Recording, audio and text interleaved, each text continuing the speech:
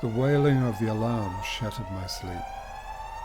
It was a long, drawn-out repeating scream designed to raise the dead.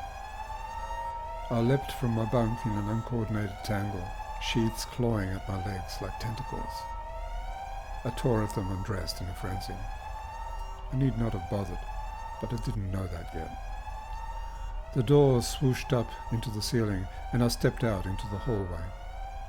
Empty at both ends. Where was everyone? A sudden terror. Was I the last? I sped through the emptiness.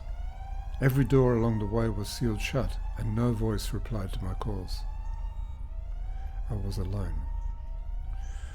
The alarm continued to wail, but after a time I stopped hearing it. It became part of the background, mingling smoothly with the hammer of my heart and the rasp of my breath.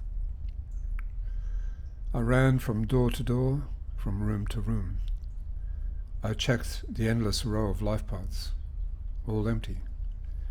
I made my way up to the bridge, but I found just more of the same. The screens were gibberish to me. I could not have read them to save my life.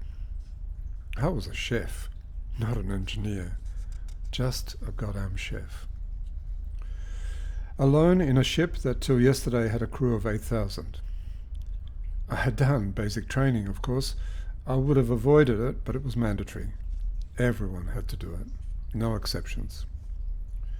I had sat for the tests and had somehow managed to pass with an absolute minimal investment of energy. Now, I wish I'd paid more attention. As I continued my search for signs of life, I went through a mental checklist of what I still remembered. How to repair micro-hull breaches, what to do in case of life support failure, emergency evac procedures, solar activity, and so on. But nowhere any mention of how to deal with an entire crew vanishing into thin air. I was on a shuttle, halfway back to my kitchen hub, the only place where I felt safe, when I remembered the AI. "Pi!" I yelled out, there and then. Pi's mellow masculine voice responded instantly. "How may I assist, Cadet First Class Preston?" I nearly cried with relief. Just to hear another voice was an extraordinary thing. Never mind that it wasn't human. "What the hell happened?" "You woke up, Cadet First Class Preston." "Just call me Mia," I said, a tad impatiently. "And of course I woke up. What do you mean?" "As you wish, Mia. I mean that you were asleep, but now you are awake." "I know I was asleep, and I know that I'm awake now. But before I went to sleep, there were 8,000 of us, and now, as far as I can tell, there is only me. So I'll ask again, what the hell happened?" "Nothing happened, Mia." Pi's real name is actually PAI, acronym for Parallax, Artificial Intellect, but no one calls him that. I was really tempted to rename him with something derogatory. "Explain," I ordered instead. "It is really quite simple, Mia. You believed yourself to be a single individual in a large crew. Now you realize that there was never anyone else." Some explanation. Was Pi saying that I had just imagined the other 7,999? I almost asked the question out loud, but something made me stop. I felt a dread rise up. If I didn't want to know something, why ask? "Never mind," I said, mostly to prevent Pi from volunteering an answer, not that he ever would. "First things first, how many personalities can you create?" Was there a smile in Pi's reply? "An infinite spectrum, Mia." I nodded. "I need you to be a different person each day at random, maybe 20 personalities, each with different names. Can you do that?" "Of course, Mia. Would you like to begin right now?" No, start tomorrow." I didn't think I could handle Pi switching personality in mid-sentence. I was feeling woozy and vague. I had a sense that things were just not adding up. But when I tried, I still couldn't work it out. I made my way back to my dorm cell, lay down on the bunk, and fell instantly asleep. When I woke, it was to a splitting headache and a realization. What happened to the alarms, Pi? Did you switch them off?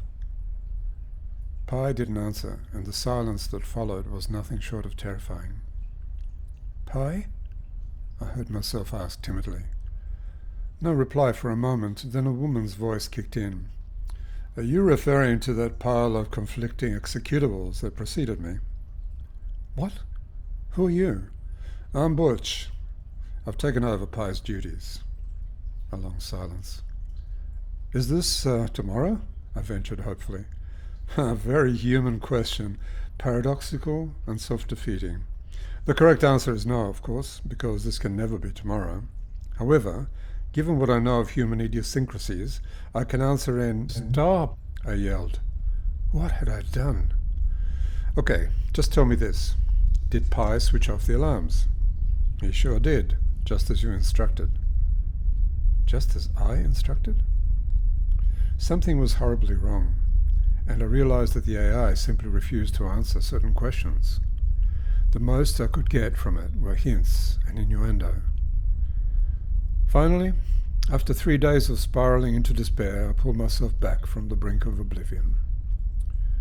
Butch was gone by then, thankfully, and under the direction of a cynical AI that answered to Jeremy, I began my training.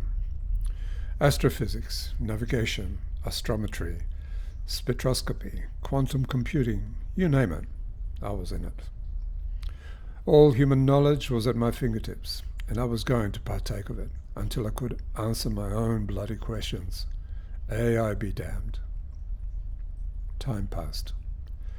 Under my new regime of study, days became months and then years, and my knowledge grew exponentially until I was able to take control of navigational and administrative matters. In an attempt to keep up with my growing demands for diversity, the AI developed more personalities and eventually even tailored holograms to suit each. It soon also began to enact a multitude of personalities at any given time, and my social life didn't just flourish, it exploded. The more I became engrossed in the complexities of multiple relationships, the more I began to forget that I was in fact alone on a monstrously big ship. How old was I? How long had we been traveling? What was the purpose of the journey? None of these things had any real answers, so I stopped asking the questions. I became caught up in the routine, snared by the habitual patterns of each cycle.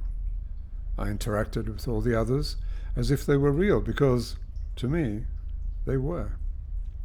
I forgot everything that had led me to this point. I even forgot the reset instruction I had left with the AI because eventually I stopped interacting with it directly.